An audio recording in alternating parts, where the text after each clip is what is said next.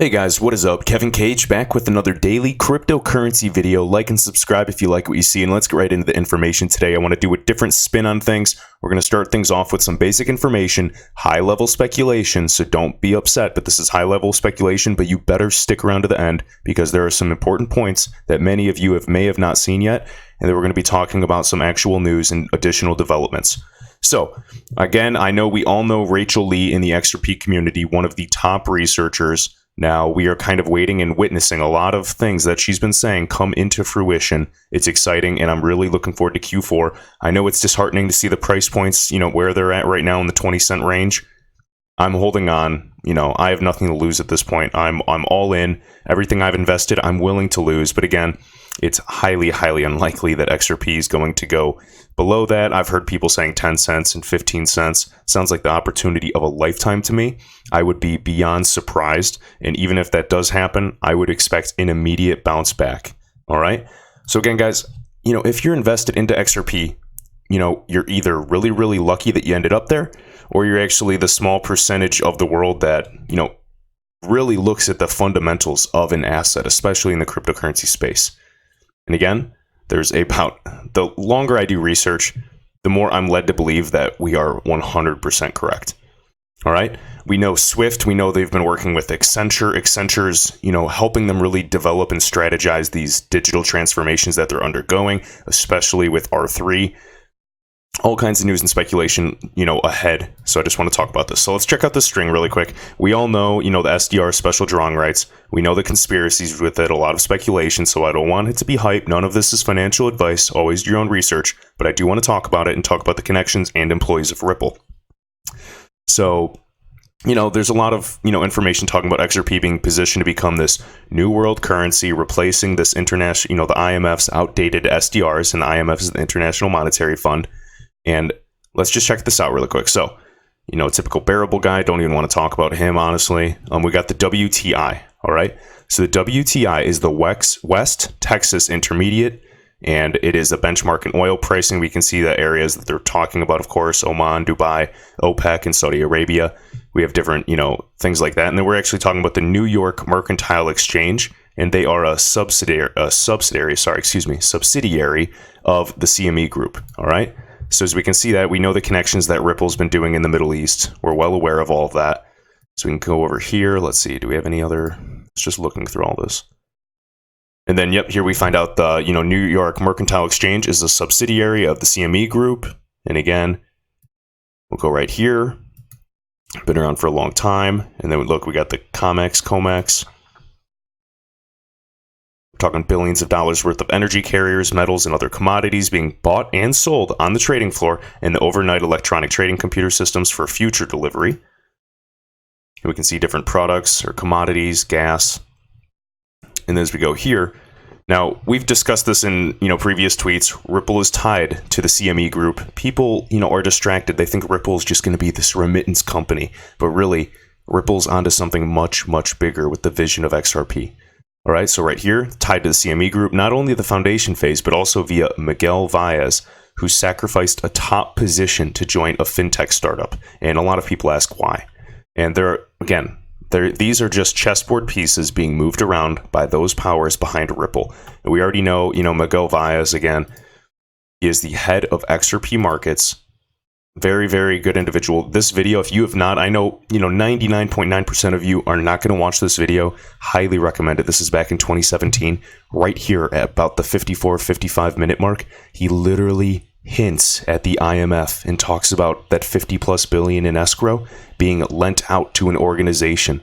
He says, he literally goes, yeah, honestly, I don't think we'll ever really run out unless we do this. And he hinted, and he kind of caught himself, and he goes on guard. I am so bullish. I need to take this clip and put it on Twitter. But again, so we got him, CME Group executive, Miguel Valles joins Ripple. Why? Ripple provides global financial settlement solutions to enable the world to exchange value like it already exchanges information today, giving rise to an internet of value. This is right on CME Group. All right, and then lastly, this is important. So if you ever just thought that Ripple's partnerships were just random, think again. We've pointed this out previously and do so again. Ripple's current partnership focus is on strategic interests, FX markets, oil markets, derivatives. not so much remittances as they make you believe. So, obviously remittances are a goal and it'll absolutely help provide that initial liquidity. And that's kind of, to me, not to be a tinfoil hat type of guy, but I could absolutely see that being, a distraction of some sort. We have all kinds of groups in the Middle East right here. Look, First Bank in Oman to join.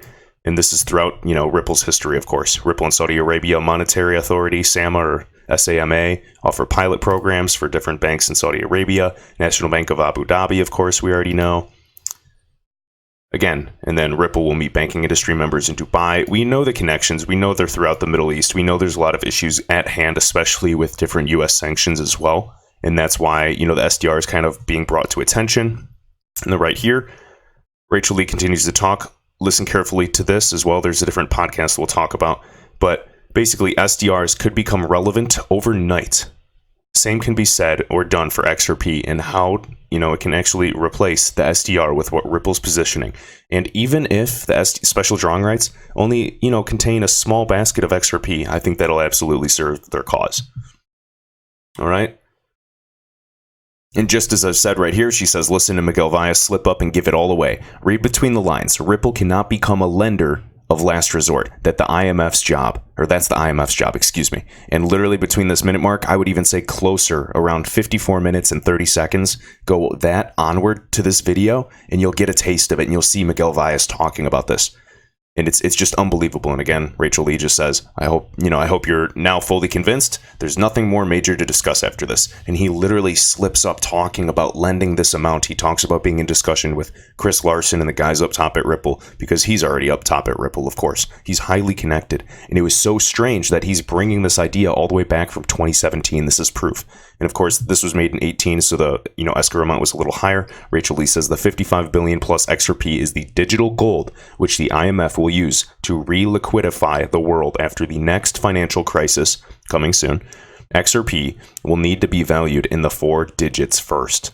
And again, we need high value to move high value. All right, we need a high price to move high value, especially when this liquidity crisis occurs. We're already witnessing a liquidity crisis, but when the financial crisis hits, you better be ready. And honestly, I feel like they're going to be forced to do this sooner than later. This might be crazy to you guys. Nobody knows how it's going to unfold. I don't necessarily believe this, but it is absolutely possible. All right? And I'm not sure when this would be. So this is why the rush is on to get the ecosystem up and running, accumulate, and be patient. This obviously sounds too good to be true. But you know what? Let's entertain this idea at least and discuss. If you call it bullshit, that's fine. But I just want to hear why. And if you say, oh, it's BS because it's too good to be true, that's not really a reason. Because we're at a sensitive point in society, in the global economy, where something crazy is bound to happen. And honestly, the world is crazy as it is. So there's some theories that really aren't too far off. Sometimes the reality is actually crazier than it seems. All right, next. Right here, King Solomon, XRP_owl. Not sure if anyone posted this. Why would the NASDAQ patent a DLT system that facilitates cryptocurrency transactions? Well, I think it's pretty obvious. They're validating cryptocurrencies and digital assets. DLT is already being widely adopted and going live with, the DTCC, along with R3's partners from the world of trade finance. Cryptocurrency is being validated. You can have various blockchains. You can have different walled gardens. But again, we still need the transfer value and utilize cryptography, and cryptocurrency is a no-brainer. They can act and position Bitcoin, but at the end of the day, I'm not touching Bitcoin. Might see tremendous upside. Maybe it'll 10x. Who cares? I'm here for the long term with the most undervalued and greatest digital asset ever created, XRP. And if you don't believe in it, there's 2,000 other projects. That's completely fine. I'm not telling you to invest. I'm literally telling you guys to look into this and do your own digging instead of just watching one YouTube video and, FOMOing in and buying it. Do not spend more than you're willing to lose. I'm just saying, open your eyes and take a look. The choice is yours. All right, and this is really cool. This was shared by I Am Legion. So the European Parliament, of course, XRP is decentralized. Of course, we already knew that. And this is just actually a document by the European Parliament, exploring cryptocurrency as a blockchain, talking about, legal context and implications. And as we see here, just the coin taxonomy showing the different cryptos. Of course, this was back in the day when they still referred to XRP as Ripple. And as we can see here, green checks across the board. All right, medium of exchange, electronically traded. Identified person, classified as decentralized, and if you notice, it's actually permissioned. They classify it as permissioned because really, Ripple's just one example of a semi-permissioned blockchain, and this is all run by Ripple Labs. So, for example, permission blockchains, they act as like closed ecosystems, or walled gardens is that famous term, where users are not always, they're not freely able to join the network, see the recorded history, or issue transactions of their own. But keep in mind, this is a combination between the two, so this can be for the clientele as well. So permissioned blockchains are preferred by different centralized organizations which leverage the power of the network of their own. They have different internal business operations they'd like to keep private, and various consortiums can leverage this. So this is in our best interest, especially to see price appreciation. So don't get scared off. There's all kinds of walled gardens. And that's literally what's going to be happening globally if we want institutions to adopt. There's going to be different permissioned blockchains within the open ecosystem. All right, this is really cool, shared by Stort_XRP, fun fact. And again, this was September 1st, 2019. This just happened. So Ross and its Lekau will join the BIS, the Bank of International Settlements, as Senior Advisor FinTech Strategy and Legal in the Bank of International Settlements, new innovation hub. So was IMF's deputy, I can't even talk, general counsel, he's been, sorry, I thought that was a question, but he was the IMF's deputy general counsel, I believe, for 29 years. Let me look at the LinkedIn again. Right. Yeah, check this out. On the IMF for 29 years. Okay, and he was the deputy general counsel for 11 years plus. And he's literally on stage with Brad Garlinghouse here. No surprise there. And then, of course, you guys have seen the famous video of, let's see here. My mind is all over the place today. And we've seen this famous video with Ross and Brad on stage together. And we already know what they said. It's literally the video of them laughing together because there's different questions. And Brad says, "Hey, Ross, how do you take this one?" And the question was asking if the IMF would be holding crypto assets in the future. And literally, he got so uncomfortable. Of course, he serves as legal tender, so he had to be very cautious. And he goes on to say that, basically a country would, have to adopt it as a national currency to be legal and things of that nature. So literally, if one of these, small countries that are open to, crypto regulation decided that XRP was going to be a national currency for maybe Malta or something, I'm just spitballing. That's all they need in order to adopt, and actually hold and lend out XRP. Wow. And don't even get me started on the whole SDR role. Just wanted to share that. All right, right here, XRP Shadow. I really like this tweet, so I just wanted to share this for the most part. So Brad literally sits with some of the highest tier banking elites on the planet to discuss Ripple XRP on a regular basis. Do you honestly think the SEC is going to rule this as security? Not at all. Remember, central banks run the show, not the SEC. And that's so true. And even, Darren Moore brings up a good point. The SEC does not write the laws. They enforce it. They're like a rent-a-cop in the mall. They're meaningless. And I share that sentiment. And then even this guy, Tony, has a bunch of predictions lately. We'll see. Almost seems like a Riddler. But honestly, he's, pretty well spoken for the most part. He says Congress will pass the act. So with BACT coming, we're all expecting some regulation, especially since on the 6th of September, we know that they're able to custody those assets. I think there's regulation absolutely on the backside, especially if this is happening in the state of New York, one of the most financially regulated states in the US. The regulation's already there. XRP will be ruled some form of a utility token. Done. Guaranteed. It's not an unregistered security, and I'll put a bet on that. All right, and then finish up with this. So XRP_Anderson sharing an old tweet by Rachel Lee, and he said, "This is what I'm talking about. R3 is going to bring the volume." As we can see here, I've shown this in the videos before. It's clear Ripple, Ripple's just a remittance company for high volume and low value remittances and payments, even though, she's literally saying that Ripple, basically that's a distraction. And they're really going to be, really helping in the back end for trade finance. But this is why XRP value is not moving. XRapid was not designed for high value payments. This is why R3 is involved. Look at the areas that R3 will cover. High value targets. And this is, of course, a famous illustration. We have Ripple just focusing on international remittance, cross-border payments. And then we see R3. And look at these industries. I mean, don't even get me started. Of course, there's other things involved too. Besides healthcare, real estate, we have insurance and supply chain management. Just imagine the implications of insurance claims with smart contracts right away. Already processing payments, accounting, all kinds of things, transparency, efficiency, true automation on the back end. And honestly, I think AI and a lot of automation is going to replace a lot of jobs, which can be scary for some, but you better get your skill sets up. All right, bonds, derivatives. We've already talked about the low end of derivatives market, 544 trillion. High end, it's 1.2 quadrillion. Syndicated loans, of course. And syndicated loans are going to be automated as well with different smart contracts. It's going to be very, very efficient. All right, we're going to be getting rid of these third-party middlemen for the most part. I don't know if third-party or intermediaries will disappear entirely. It might take a long time because I still think that there's actual utility for some of them, but for the most part, it's going to be a lot more streamlined.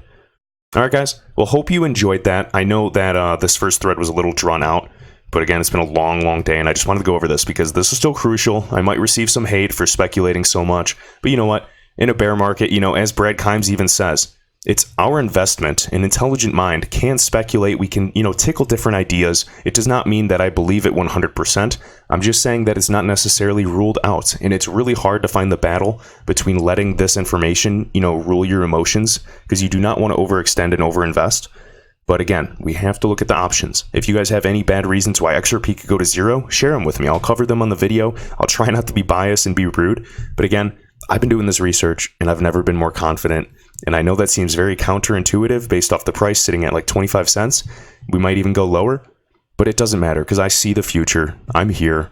I know a lot of people, talk a lot of negativity to me saying that's terrible. You want the price to go lower so you can buy more. You sound very greedy, but perhaps it's because I bought a lot at a higher price and I really want to get my, dollar cost average a lot lower. Maybe I'm jealous of some of my friends. They might not own as much as me, but maybe they break even or, start profiting way before me. And that's what I want to work on. So hopefully it's not too greedy because, again, with the money that I earn, I really plan to give back as much as possible. And I'm not joking. You guys can keep track of me the next few years in the future, too, especially if and when XRP pops off. And honestly, I'm just so thankful for the XRP community, guys. So with that, I hope you have an awesome weekend. Thanks.